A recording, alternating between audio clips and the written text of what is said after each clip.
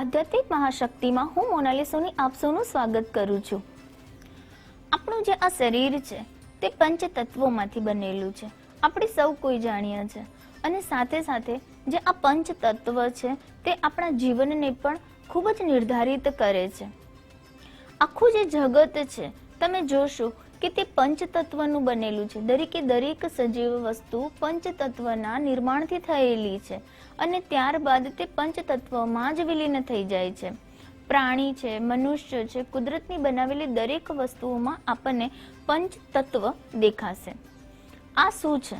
આ પાંચ તત્વો એટલે કે પૃથ્વી, જળ, આકાશ, વાયુ અને અગ્નિ તત્વ। આપણા જે ઋષિ મુનિઓ છે તે એક પ્રકારનું એમ કહેવાય કે આપણને પૂરું વિજ્ઞાન આ પંચ તત્વ ઉપર સમજાવેલું છે અને તેની ગોઠવણ પણ તે મુજબ તેમણે કરેલી છે।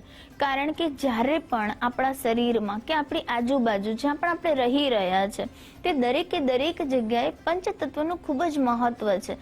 જો આ પંચતત્વમાં કોઈ પણ રીતે કોઈ દોષ ઉત્પન્ન થાય છે તો આપણને શારીરિક, આર્થિક બંને રીતે તકલીફો સામનો કરવો પડે છે। જ્યારે આપણે જળ, અગ્નિ, વાયુ, આકાશ અને પૃથ્વી તત્વની વાત કરીએ છીએ ત્યારે આ તત્વ આપણા આજુબાજુના વાતાવરણમાં તથા આપણા શરીરમાં પણ એવી રીતે સમાવેલા છે કે જો આમાંથી કોઈ પણ તત્વનું બેલેન્સ જળવાતું નથી તો દોષ ઉત્પન્ન થાય છે। આપણું જે આ શરીર છે તેની ગોઠવણ પણ આપણે જોઈશું કે પંચ તત્વને અનુરૂપ છે। જ્યારે પણ આપણા આ પંચ તત્વો એટલે કે અગ્નિ, જળ, વાયુ, આકાશ અને પૃથ્વી તત્વ જો કોઈ પણ રીતે આમાં કોઈ દોષ કે કોઈ પણ બેલેન્સ નથી જળવાતું તો વ્યક્તિના શરીરમાં પણ આરોગ્યલક્ષી તકલીફો દેખવા મળે છે। પંચ તત્વનું શરીરમાં પણ બેલેન્સ જાળવવું ખૂબ જ જરૂરી છે। વાત, પિત્ત અને કફ આ ત્રિદોષ જો કોઈ પણ રીતે તમારા શરીરમાં પ્રવેશે છે અને તેના કારણે તમારા શરીરમાં કોઈ પણ રીતે રોગ ઉત્પન્ન થાય છે, સ્વાસ્થ્ય સંબંધિત તકલીફો ઉત્પન્ન થાય છે તો કહી શકાય કે ક્યાંક ને ક્યાંક પંચ તત્વનું ઇમ્બેલેન્સ થઈ રહ્યું છે। જ્યારે આપણે વાત કરી રહ્યા છે પિત્ત દોષની કે જે અગ્નિ અને જળ દોષ બંનેના દ્વારા ઉત્પન્ન થાય છે। અગ્નિ શરીરમાં વધવું એટલે કે પિત્તનું વધવું અને તેના કારણે વ્યક્તિને પિત્ત દોષ થાય છે।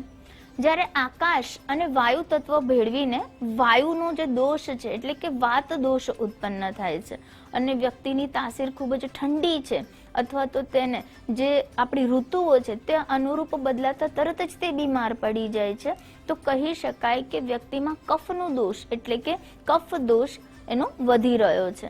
તો આપણા જ્યારે આ પંચ તત્વ છે તે આપણા આજુબાજુના વાતાવરણમાં પણ જો તેમાં પણ કોઈ પણ પ્રકારનું ઇમ્બેલેન્સ થાય છે તો પણ આપણને સ્વાસ્થ્ય સંબંધિત તકલીફોનો સામનો કરવો પડે છે।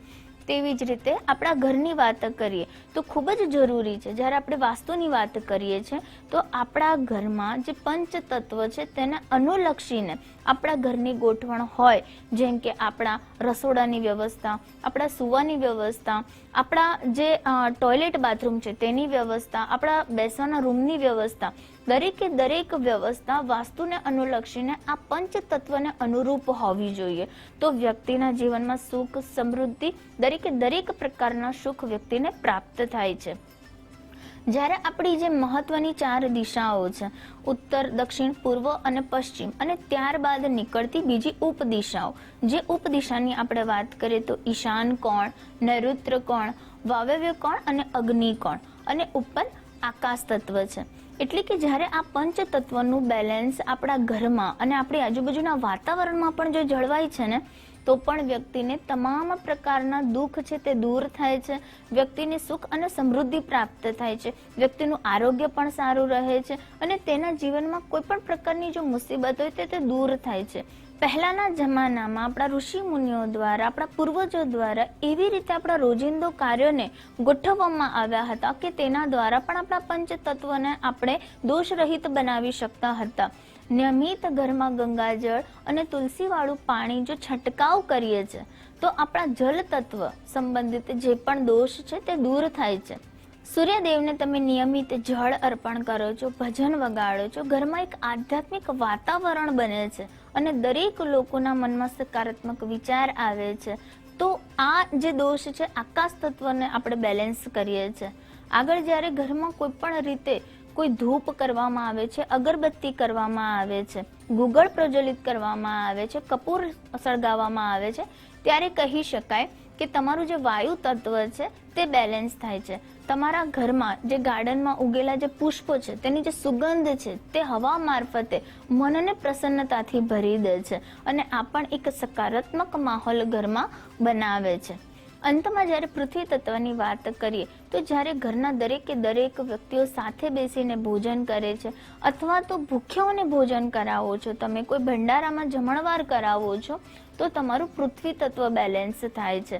અને સાથે સાથે તમે વૃક્ષોને રોપણ કરો છો, વૃક્ષો વાવો છો, તો પણ તમારું પૃથ્વી તત્વ બેલેન્સ થાય છે. તો આ રોજિંદા કાર્યો દ્વારા પણ તમે તમારા પંચ તત્વને બેલેન્સ કરી શકો છો અને જે પણ પ્રકારનો દોષ જો આ પંચ તત્વનો તમારા શરીરમાં કે તમારા આજુબાજુના વાતાવરણમાં ઉત્પન્ન થતો હોય તો તેને પણ તમે દૂર કરી શકો છો. તો નિયમિત તમે જો આ પંચ તત્વનો ખ્યાલ રાખીને તેના વિશેષ રીતે રૂટીનમાં જો રોજિંદા કાર્યોમાં સમાવેશ કરીને કેટલીક આદતોને ચોક્કસથી કરશો તો પંચ તત્વનું બેલેન્સ જળવાશે. તમારા આજુબાજુના વાતાવરણમાં અને તમારા ઘરમાં પણ પંચ તત્વનું બેલેન્સ હોવું ખૂબ જ જરૂરી છે.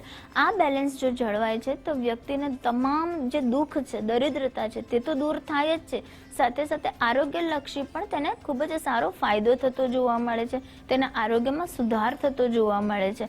માટે પંચ તત્વનું બેલેન્સ હોવું તે ખૂબ જ જરૂરી બની જાય છે. એનું એક બેલેન્સ જળવાય છે ત્યારે આપણને માનસિક શાંતિ મળે છે. આપણા મનમાં કોઈ પણ પ્રકારનો ભય, કોઈ પણ ડર સતાવતો હોય, તમારા જે 7 ચક્ર છે તે પણ તમારા પંચ તત્વને અનુલક્ષીને અવિરતપણે કાર્યરત કરતા રહે છે. અને આવી રીતે જો પંચ તત્વમાં કોઈ દોષ ઉત્પન્ન થાય છે તો તમારા 7 ચક્ર જે છે તે પણ ઇમ્બેલેન્સ થાય છે અને તેના કારણે પણ તમારા શરીરમાં રોગ પ્રવેશે છે. માટે તમારે તેનું પણ ધ્યાન રાખવું જોઈએ અને તેને અનુલક્ષીને નિયમિત રૂપે તમારા પંચ તત્વોને અનુરૂપ આહાર લો, યોગ્ય વાતાવરણમાં રહો અને તમારા ઘરમાં પણ સુનિશ્ચિત પંચ તત્વને અનુરૂપ ઘરની ગોઠવણ કરો છો તો પણ તમારા શરીરમાં અને તમારા જીવનમાં સકારાત્મક ફાયદાઓ તમને થતા જોવા મળશે. તો જે પંચતત્વ વિશે મેં વિશેષ માહિતી આપી છે, ચોક્કસથી તમે તેની જાણકારી પ્રાપ્ત કરી અને તેના ઉપર તમે નિયમિત કાર્ય કરશો. તે સાથે હું રજા લઉં છું. નમસ્કાર.